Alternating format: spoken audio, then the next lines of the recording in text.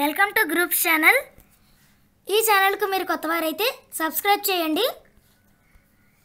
ఈ ఛానల్ చేసే వీడియోస్ మీకు నోటిఫికేషన్గా రావాలంటే బెల్ ఐకాన్ను క్లిక్ చేయండి. Welcome to current affairs.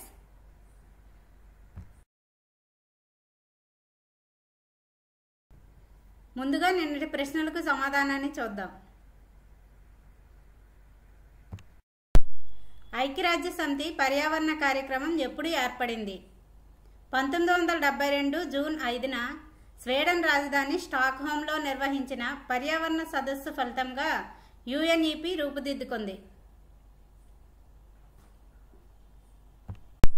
ఇక రెండవ ప్రశ్న, దీని ప్రధాన విధి ఏమిటి?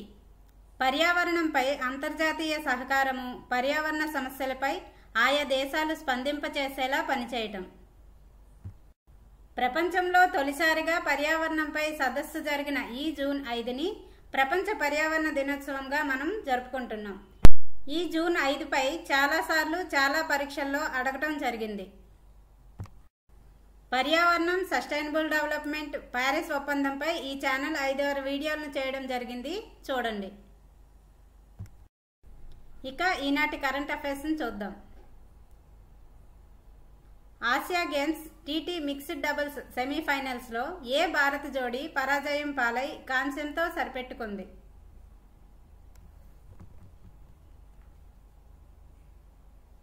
ఆచంట శరత్ కమల్, మణికా బాత్రా జోడీ. భారత స్ప్రింటర్ ద్యుతి చంద్ ఆసియా క్రీడల్లో 2వ పతకాన్ని సాధించింది.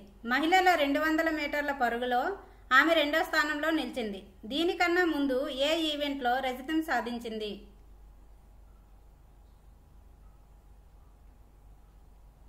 వంద మీటర్ల స్ప్రింట్లో.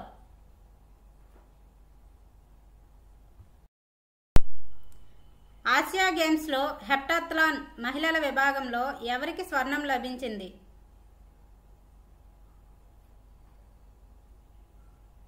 బర్మాన్ స్వప్న.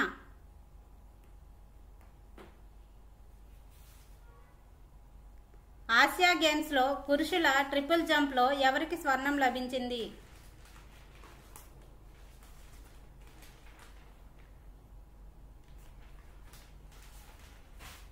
హర్పీందర్ సింగ్.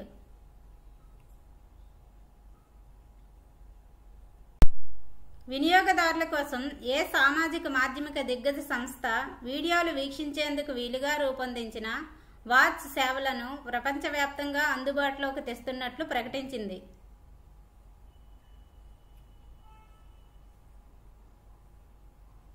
ఫేస్బుక్.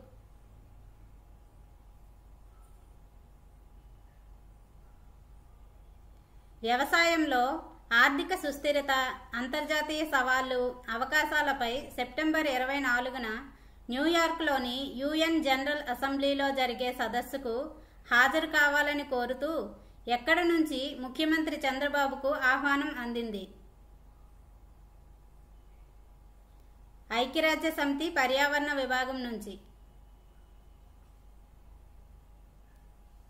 2016 నవంబర్ 8వ తేదీన రద్దు చేసిన 1000 రూపాయలు, 500 నోట్లలో ఎంత శాతం నోట్లు తిరిగి బ్యాంక్ ఖాతాలో జమ అయ్యాయని బుధవారం రిజర్వ్ బ్యాంక్ ప్రకటించింది.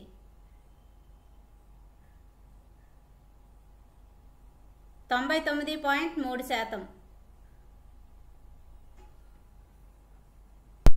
ఈ డిమానిటైజేషన్లో 99.3% నోట్లు జమ అయ్యాయని రిజర్వ్ బ్యాంక్ ప్రకటించింది. ఇంకా ఎంత మొత్తం జమ కాలేదని పేర్కొంది.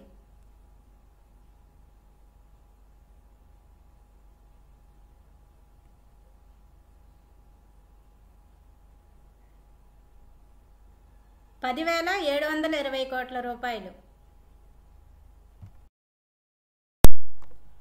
రిజర్వ్ బ్యాంక్ వార్షిక లెక్కలకు ఏ నెల నుండి ఏ నెల వరకు ఉన్న కాలాన్ని అకౌంటింగ్ ఇయర్గా పరిగణలోకి తీసుకుంటారు?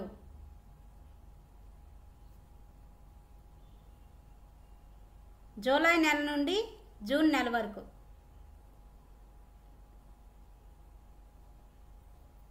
మూకదాడుల కట్టడికి చట్టం రూపకల్పన, సాధ్యాసాధ్యాల పరిశీలనపై ఏర్పాటైన కార్యదర్శుల కమిటీ కేంద్రానికి తాజాగా నివేదిక సమర్పించింది.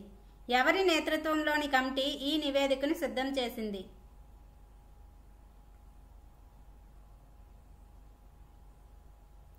కేంద్ర హోంశాఖ కార్యదర్శి రాజీవ్ గాబా.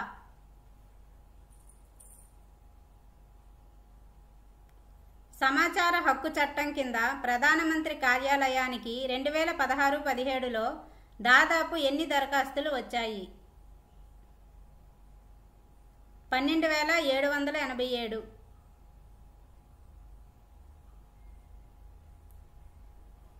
ఇక నేటి ప్రశ్నను చూద్దాం. ఓటింగ్ యంత్రాలు భారత్లోనే తయారవుతున్నాయని, చైనా, జపాన్ల నుంచి తెప్పించడం లేదని ఈసీ స్పష్టం చేసింది. వీటిని భారత్లోని ఎక్కడ తయారు చేయిస్తున్నారు? దీనికి సమాధానాన్ని కామెంట్ చేయండి. ఈ వీడియోను లైక్ చేయండి, షేర్ చేయండి.